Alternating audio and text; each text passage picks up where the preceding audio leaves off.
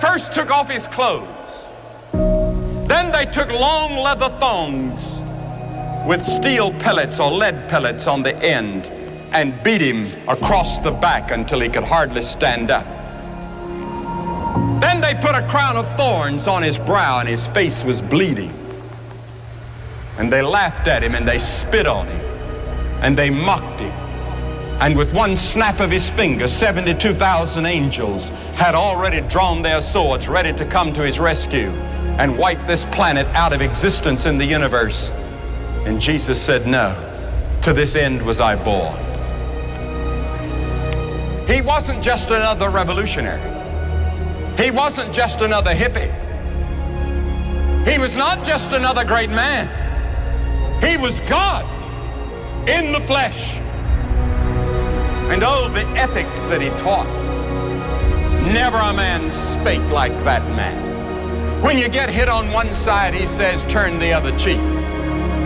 He never said what to do after that. But he did say, forgive 70 times 7. Count that up. Jesus taught that we're to forgive. He taught a revolution in the way we're to live. He taught us that it wasn't just our outward actions that God judges, but it's the inward thoughts and intents. And he dragged and lifted and hauled that cross. He didn't squirm, he didn't yell, he didn't scream. He just took it and said, Lord, forgive them. They don't know what they're doing. When he died on that cross, they nailed him, they put the nails in his hands. And you know what he said? Forgive them, they know not what they do. Forgive them. Could you forgive somebody that's putting nails in your hands and you know you didn't deserve it? Then look at the death he died. Did ever a man die like Jesus? The lightning flashed and the thunder roared and the earth began to shake. And even the soldiers confessed that this must be the Son of God. Anyone that can see Jesus on that cross and not be touched has a heart of stone.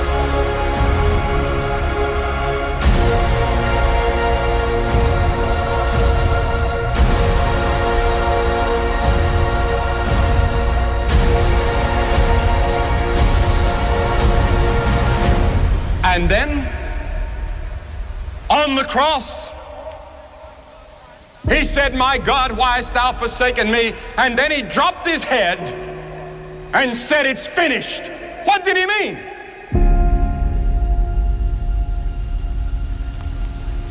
He meant your plan of salvation was finished. God can now forgive you of all your sins because Jesus had finished God's plan for your salvation.